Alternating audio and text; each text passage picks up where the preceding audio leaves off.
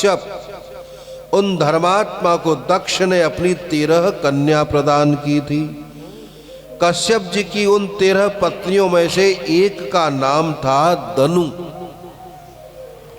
जो परम साध्वी, रूपवती तथा सौभाग्यवती थी।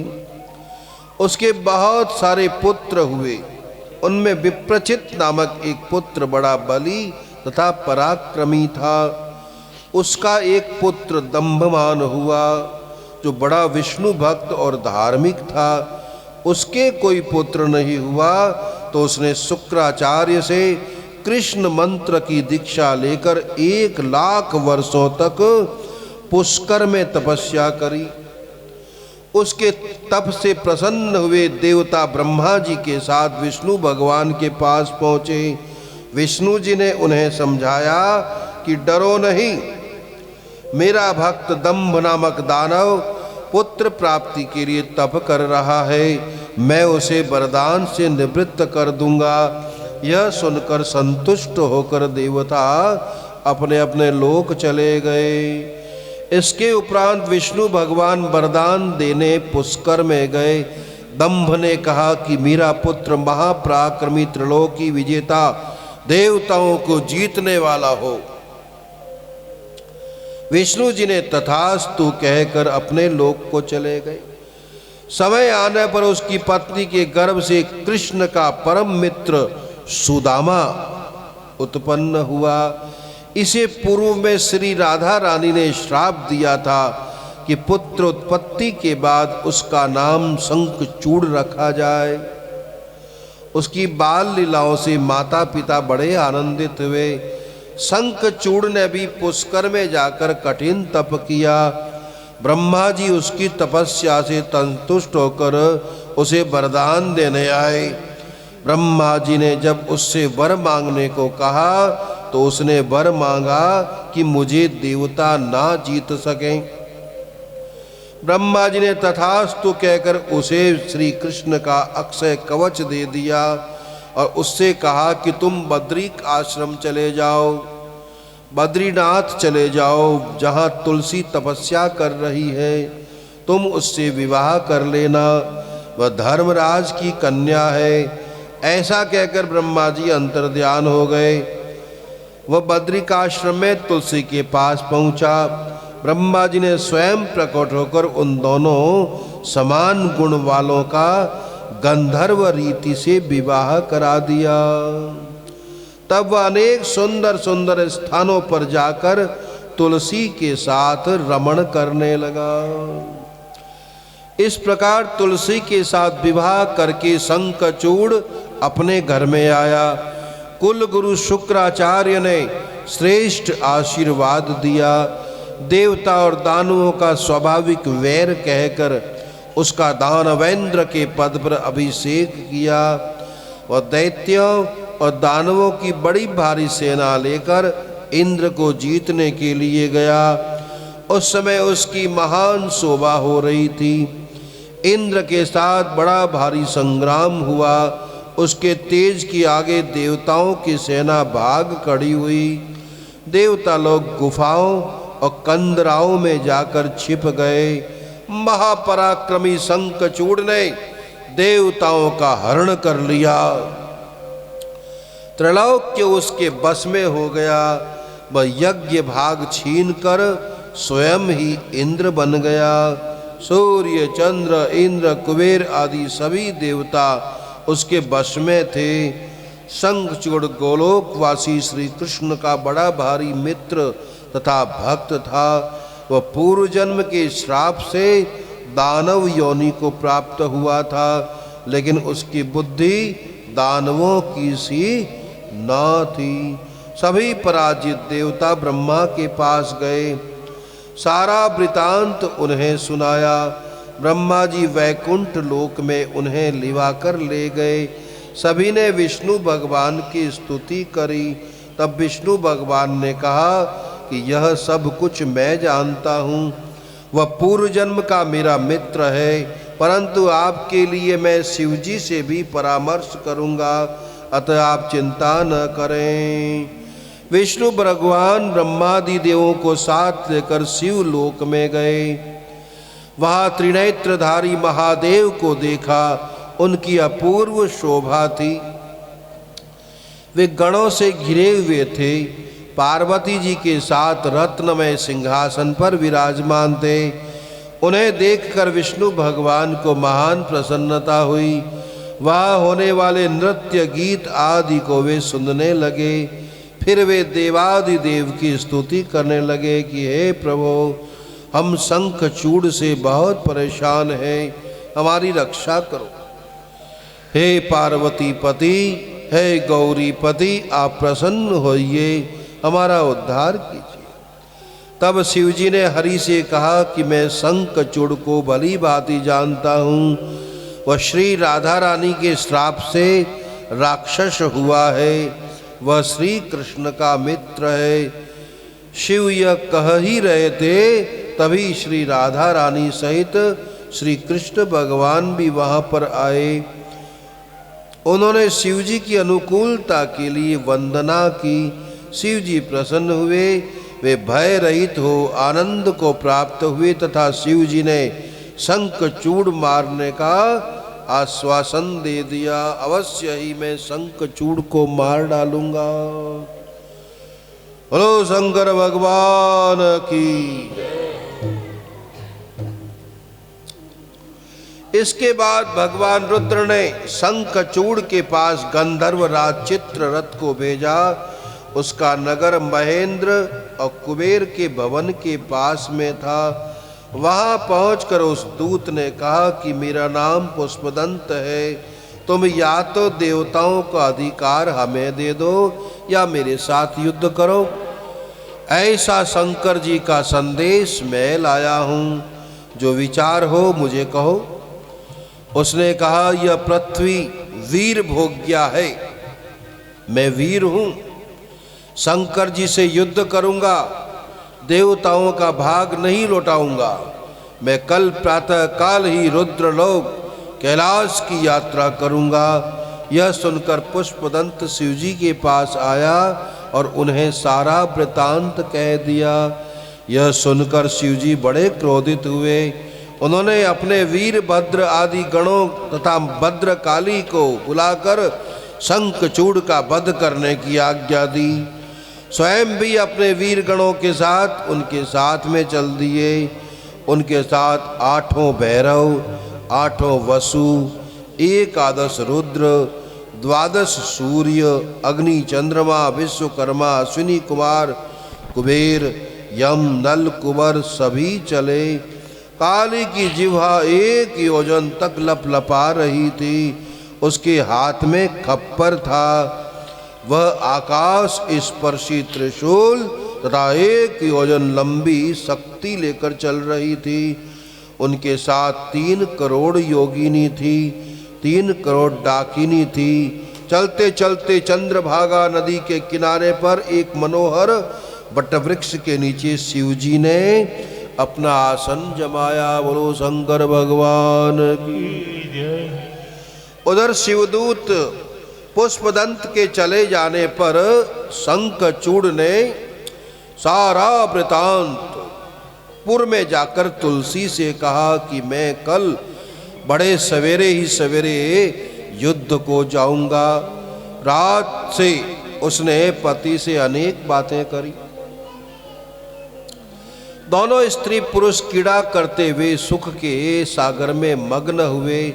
प्रातः काल उठकर उसने पुत्र को राज्यभार सौंपा, उसे भार्या तुलसी के अधीन किया। फिर रोती हुई अपनी प्रिया तुलसी को समझा बुझाकर सेनापति को बुलाकर सेना तैयार कराई। क्षण भर में ही उसके दुर्मद वीर युद्ध के लिए तैयार हो गए। उसने 3 लाख अक्षोणी सेना को साथ में ले लिया। उसने भी तुंगभद्रा नदी के तट पर अक्षय वट के नीचे डेरा डाल दिया। वहां से उसने शिवजी की सेना का निरीक्षण किया है। उमापति महादेव की जय। कैलाशपति भूतनाथ महादेव की जय। तब दानवेंद्र ने शिव जी के पास अपना दूत भेजा और कहा कि मैं शंखचूड़ आ गया हूं, क्या इच्छा है।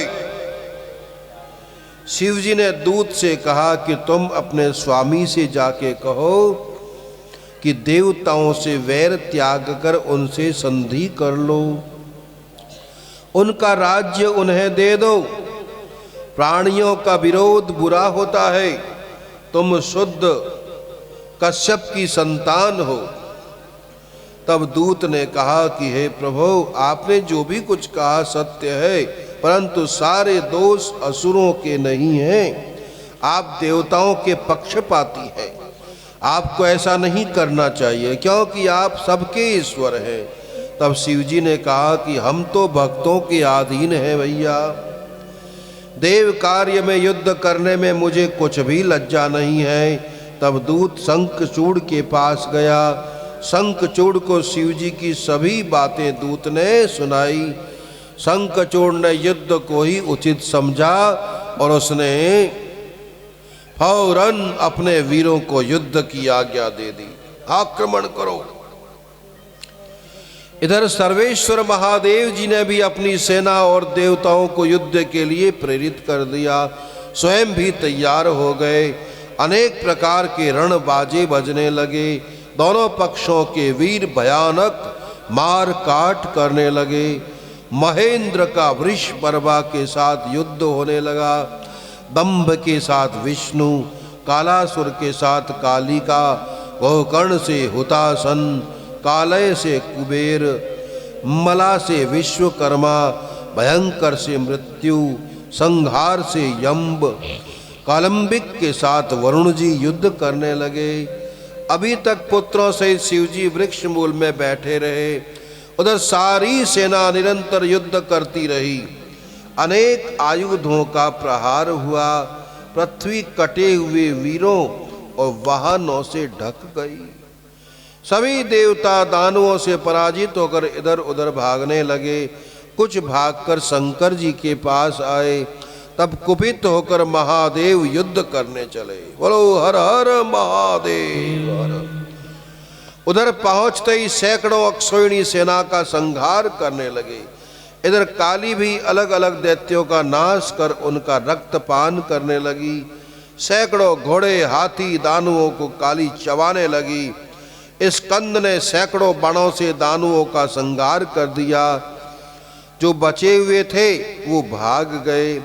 तब अपनी सेना का इस प्रकार संहार होते देखकर स्वयं शंखचूड़ युद्ध करने को तैयार हो गया।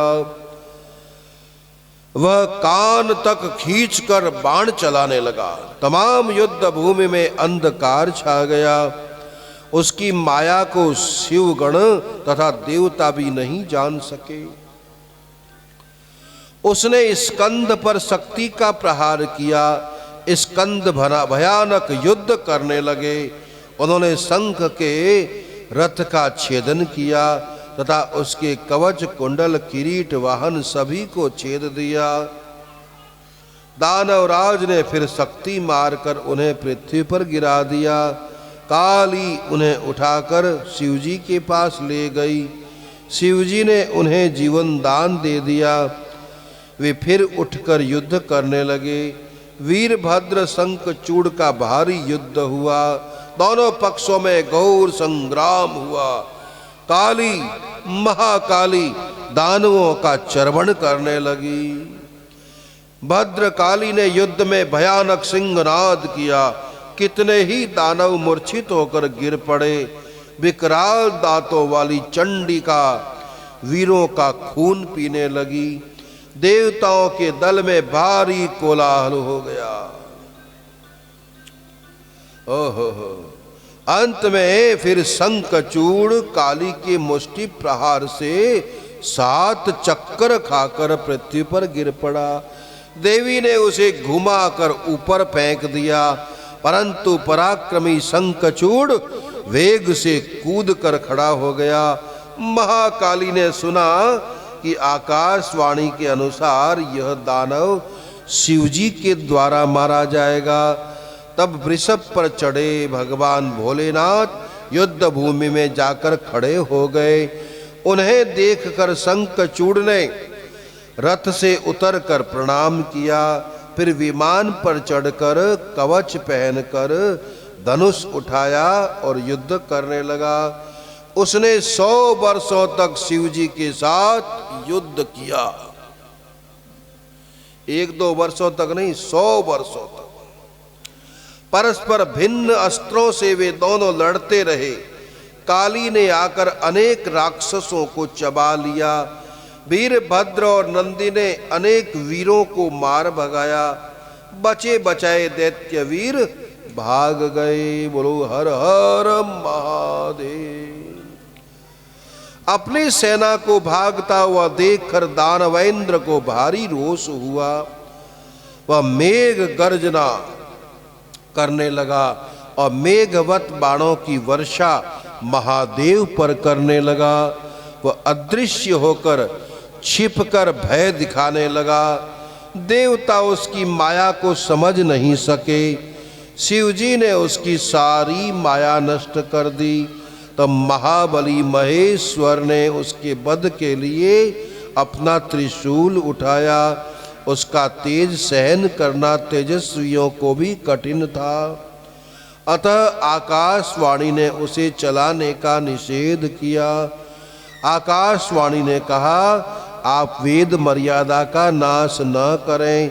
इसके पास जब तक विष्णु का कवच और पतिव्रता स्त्री है, तब तक इसको न तो जरा है और ना ही मृत्यु। तब शिवजी ने त्रिशूल रोक लिया। फिर शिवजी की इच्छा से विष्णु जी वहां आए। उन्होंने वृद्ध ब्राह्मण का वेश धारण करके उससे भिक्षा मांगी। शंखचूड़ से उन्होंने कवच मांगा। दानवराज ने वो दे दिया। फिर वे उसी रूप से उसकी स्त्री तुलसी के पास पहुँचे। माया विशारद विष्णु ने उसके साथ विहार किया। समय पाते ही शिवजी ने एक विजय नामक शूल असुर पर चलाया, जिससे उसका संहार हो गया। बोलो शंकर भगवान की जय। शंखचूड़ मारा गया। तभी आकाश में दुंदुभी बजने लगी, फूलों की वर्षा होने लगी। शंखचूड़ भी सांप से मुक्त हो गया। उसकी हड्डियों से एक प्रकार की शंख जाति पैदा हुई, शंख बन गए। नारायण भगवान ने देव कार्य के लिए ब्राह्मण का भेष धरकर शंखचूड़ से कवच मांग लिया। फिर शंखचूड़ का रूप धारण कर उसकी पत्नी तुलसी के पास पहुँचे। तुलसी ने उन्हें अपना पति जान उन्हें सिंहासन पर बैठाया, चरणामृत लिया, तांबूल देकर युद्ध का समाचार पूछा। तब विष्णु ने बताया कि हे प्रिय, ब्रह्मा जी के द्वारा हम दोनों में संधि हो गई है, अतः शिवजी लौट गए हैं तथा मैं भी आ गया हूँ। फिर उन्होंने वृंदा के साथ रमण किया। भोग के समय तुलसी ने उन्हें अन्य पुरुष जाना तथा श्राप देने को तैयार हो गई। तब विष्णु श्राप के भय से अपने रूप में प्रकट हो गए। तुलसी अपना पतिव्रत भंग जान क्रोध पूर्वक उनसे बोली, अरे विष्णु, तुम्हें लज्जा नहीं आई? तुम्हें दया नहीं है? तुम्हारा मन पाषाण के तुल्य है। जाओ, तुम पत्थर हो जाओ। तुम्हें दया का सागर कहना व्यर्थ है। तुमने छल पूर्वक अपने भक्त का ही वध कराया। इस प्रकार कहकर वो तुलसी विलाप करने लगी। उसके विलाप को सुनकर विष्णु भगवान ने शिवजी का स्मरण किया। वहां शिवजी प्रकट होकर उसे संसार की नश्वरता को समझाने लगे। उसे उसकी तपस्या का फल दिया। उससे कहा कि तुम दिव्य रूप धारण कर वैकुंठ में श्री हरि के साथ रहो। एक रूप से नदी तथा दूसरे से तुलसी नामक वनस्पति बनकर रहो। क्षीर सागर की तुम पत्नी होगी। इस प्रकार तुलसी को समझा कर कहा कि तुम्हारे श्राप से विष्णु भगवान भी शालिग्राम बनकर तुम्हारी गंडकी नदी के जल में रहेंगे। उस शिला को अनेक कीड़े काट काट कर चक्र के निशान बना देंगे, तब हमको शालिग्राम कहा जाएगा। ऐसा कहकर शिवजी अंतर ध्यान हो गए। तुलसी शरीर को छोड़कर दिव्य रूप धारण कर विष्णु जी के साथ वैकुंठ को चली गई। फिर वह गंडकी नदी होकर बहने लगी। विष्णु जी उसके तट पर पत्थर हो गए। कीड़ों ने काट कर उन पर छेद कर दिए। वह पत्थर बड़े ही पुण्यदायी हुए। उन्हीं पत्थरों को कहते हैं शालिग्राम। तुलसी शालिग्राम की प्रिया है, इसलिए शालिग्राम के ऊपर तुलसी चढ़ाई जाती है। एक समय भगवान शंकर पार्वती के साथ कैलाश में चलकर काशीपुरी में आए। ओहो हो, काशी को ही अपनी राजधानी बनाकर भैरव नामक वीर को उसका रक्षक बनाया और सुखपूर्वक लीला करते हुए वहाँ निवास करने लगे। महादेव की इच्छा से ही हिरण्याक्ष एवं हिरण्यकश्यप का वध हुआ है। बोलो बांके बिहारी लाल की जय। महात्मा सूत जी कहते, मुनियों, एक समय विहार में तत्पर हिरण्याक्ष के पुत्र अंधक से उसके भाइयों ने हंसी करते हुए कहा कि अब तुम्हारा राज्य से क्या प्रयोजन है। तुम्हारा पिता हिरण्याक्ष तो मूर्ख था, जिससे तुम्हारे जैसे अंधे विकृत रूप वाले पुत्र को शिवजी से प्राप्त किया। तुम राज्य पाने योग्य नहीं हो। भला कहीं दूसरों से उत्पन्न हुआ पुत्र भी राज्य का भागी हो सकता है?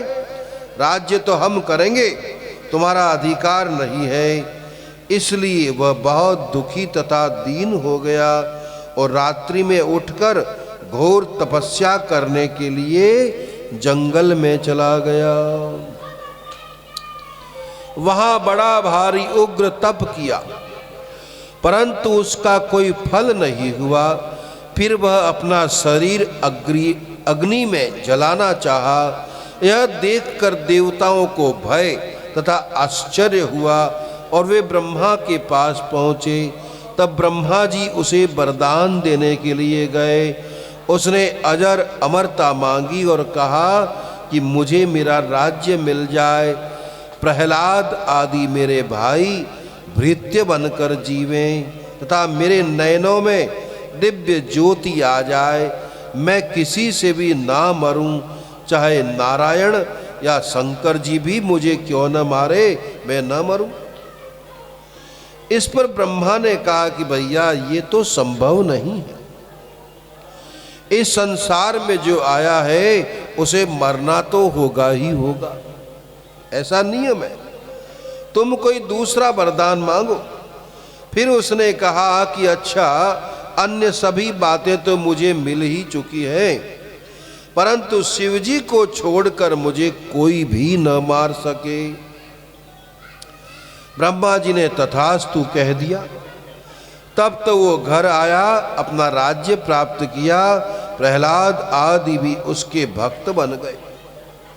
वह वैभव संपन्न हो करोड़ों वर्षों तक राज्य करता रहा। फिर वह दुष्ट संगति में पड़ गया।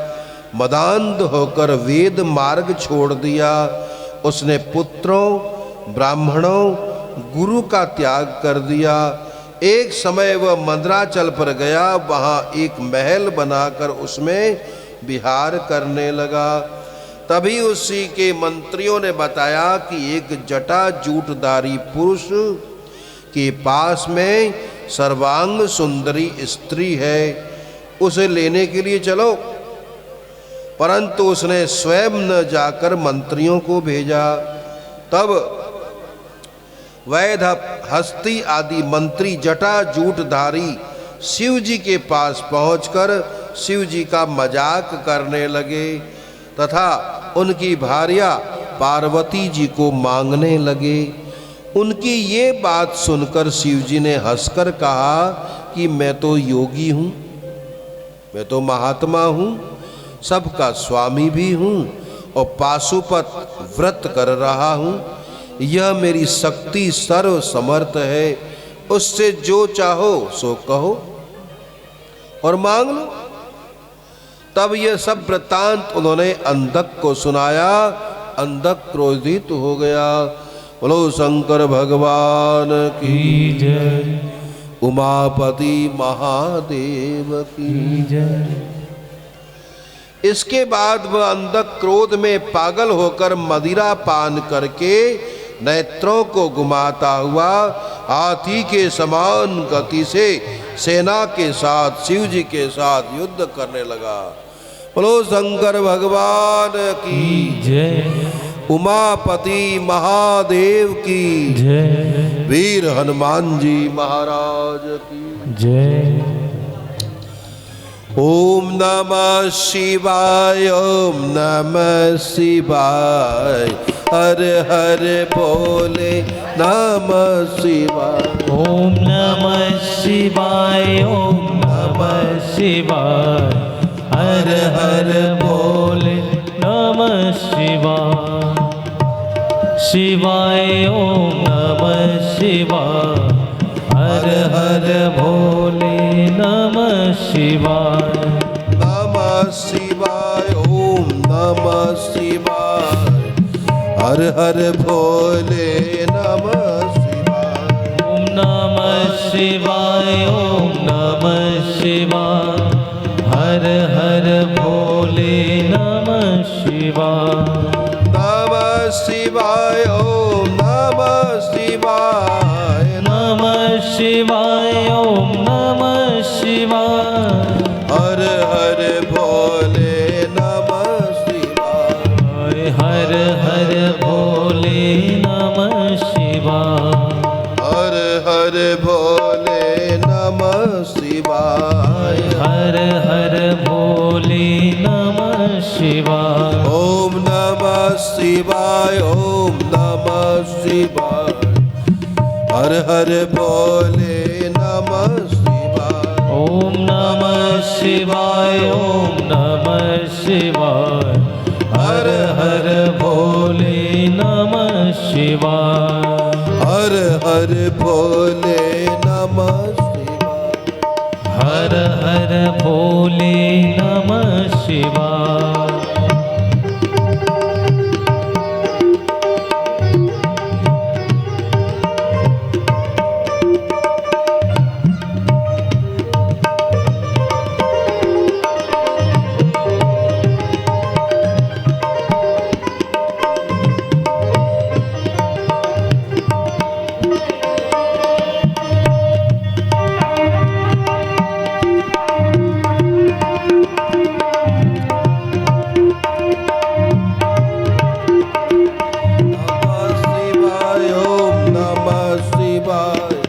हर हर भोले नमः शिवाय।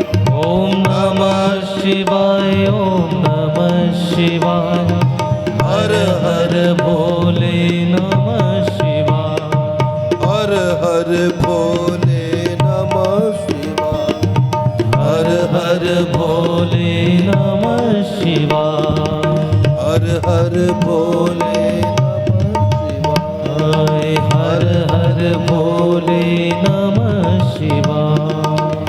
बोलो शंकर भगवान की जय, उमापति महादेव की जय। हर हर महादेव। आज तो भैया बड़ी प्रसन्नता है, आदरणीय कमल नयन जी के साथ श्रीमान प्रमोद शास्त्री जी भी पधारे हैं और हमारे सबके परम प्रिय श्रीमान दिनेश पाठक जी भी पधारे हैं। बड़ी प्रसन्नता है। अब जब ऐसे विद्वान आए हैं भाई कमल नयन जी के संग में, तो इनकी वाणी अवश्य सुननी चाहिए। हम सभी बड़े प्रेम से कहते हैं शास्त्री जी, शास्त्री जी। तो आज भाई प्रमोद शास्त्री जी को छोड़ेंगे नहीं भाई। हम शास्त्री शास्त्री जी बोलते बोलते थक गए। हाँ। तो आज शास्त्री जी को भैया अनेक जरूर सुनेंगे। बोलो वृंदावन बिहारी लाल की जय। बोले